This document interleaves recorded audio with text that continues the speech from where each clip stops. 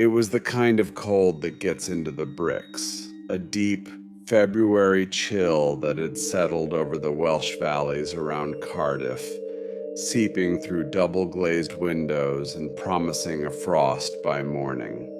In the South Wales Police Control Room, the graveyard shift was a monotony of flickering screens and low murmur, domestic disputes winding down, the last calls from the city center pubs, the routine, dull heartbeat of a sleeping region. The supervisor, his eyes gritty from the sterile light, scrolled through the log of the last hour. Nothing. The usual spectrum of human smallness and sorrow. He decided on a final cup of coffee, a small ritual to mark the quiet end of his watch.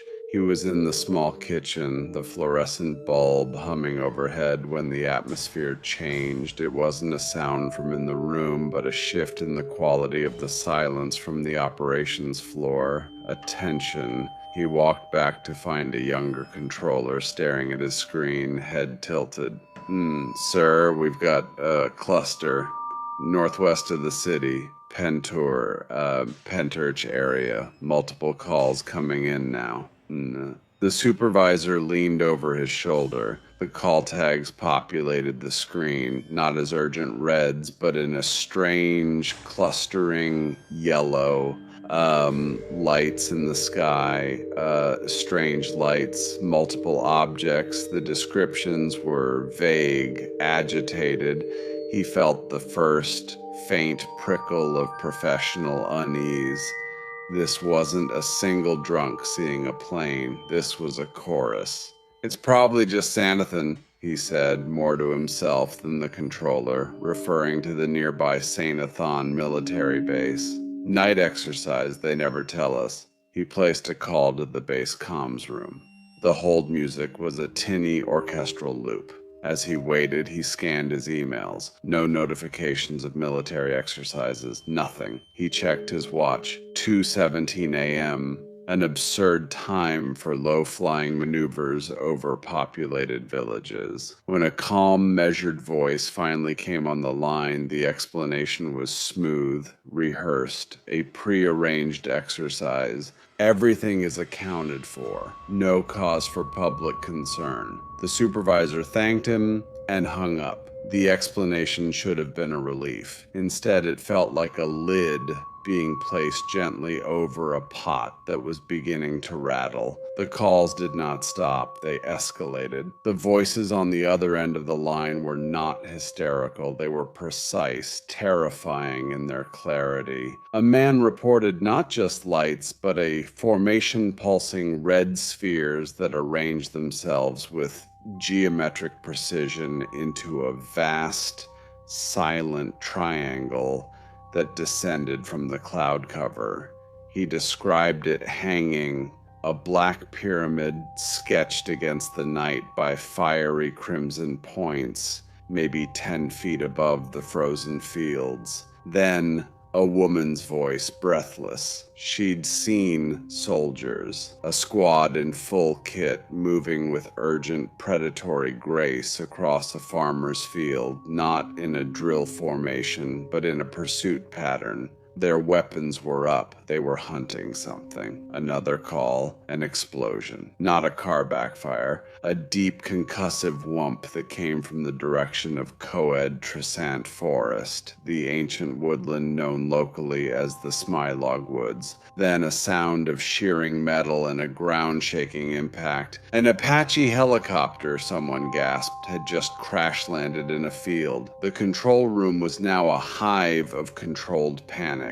Screens flashed. Every line was lit. The supervisor made more calls to the military. Each time the same serene, placating voice, prearranged, all part of the exercise, under control. The words began to feel less like reassurance and more like an incantation, a spell to ward off disbelief. The gap between what his screens told him and what the official voice declared was widening into a chasm, but the heart of the incident, the core around which all this eerie energy swirled, was a local resident named Kaz Clark. Her testimony wasn't a frantic phone call. It was a meticulous, sober reconstruction of hours of sustained, impossible observation. It began days earlier with unmarked military planes circling the village in the daytime, a quiet, looming presence.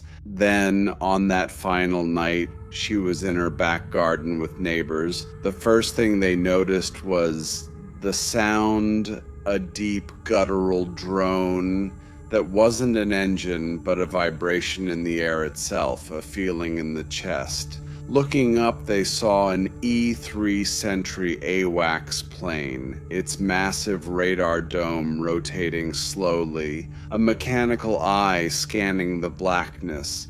It was circling, methodical, searching, and then below it a light, a single pulsing crimson ember descending through the clouds over the woods. As they watched, frozen, the light fractured. It became a constellation of smaller red orbs. These orbs didn't drift, they maneuvered. They slid into position, defining the corners and edges of a shape. And then the space between them filled, or rather, the night within that framework vanished, replaced by a deeper, solid blackness. A craft, a vast, pyramidal structure materializing silently, framed by those hellish red markers. From their vantage 200 yards away, they saw it begin a slow, axial rotation. At its apex, a brilliant green object shot out and took up a stationary position nearby. Then, the lightning. Bolts of stark white energy lanced from the lower corner of the pyramid, striking the frozen earth below. Not random strikes, targeted, probing. Each flash illuminated the sheer, impossible bulk of the thing hanging there, a black mountain in the sky. More aircraft arrived, hulking Hercules and Globemaster transports, their profiles stark against the lesser stars. They formed up with the AWACS, a tactical encirclement. They were trying to box it in. The dance was silent, lethal, and utterly surreal. Then, two things happened simultaneously.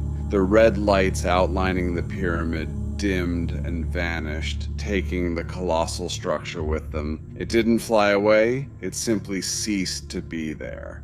At the same instant, the green orb flared 3 times, a blinding, painful strobe, and shot westward, jinking and weaving like a panicked animal. The military planes wheeled and gave chase, their engine roars finally reaching the ground as an afterthought, a thunder following silent lightning. Kaz Clark and her friend, armed with nothing but dumbfounded courage, went to the field.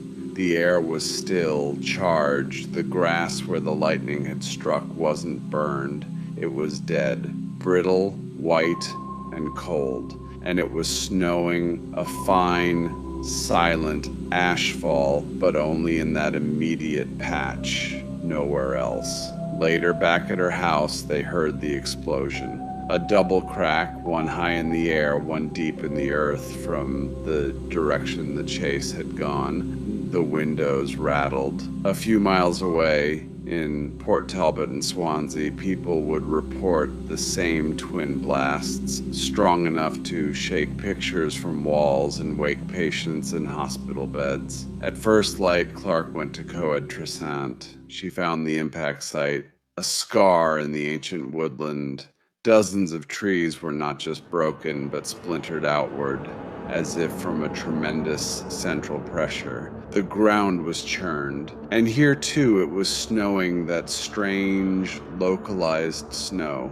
The military arrived, of course. Men in uniforms told passers-by they were conducting training. Then men in plain clothes arrived, camping in the fields. They gave contradictory stories, fracking surveyors, cell network engineers.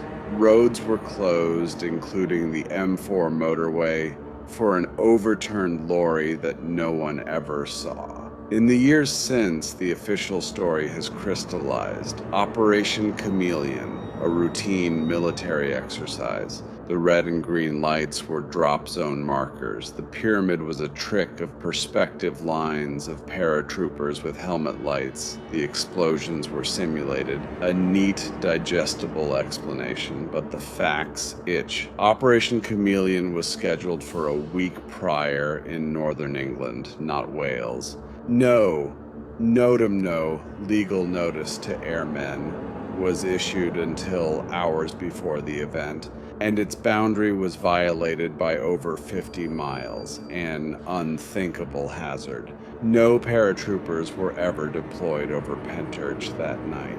Kaz Clark was standing directly below the alleged drop zone. She saw only the silent geometric craft. Seismological data confirms 2 distinct explosions at the times witnesses reported. The dead patch in the field persists to this day. Nothing grows there. Clark has passed multiple polygraph tests. She has been threatened. Her quest for answers through Freedom of Information requests yields only more blacked out lines and reiterated denials. The commonality of the witness accounts, from the police log operator to the farmer to the nurse in Swansea, is staggering. This wasn't a lone paranoid, it was a community witnessing a shared rupture in their reality. So what hangs over Pentyrch now, heavier than the valley mist, is not a spaceship, but a silence, a official imposed quiet.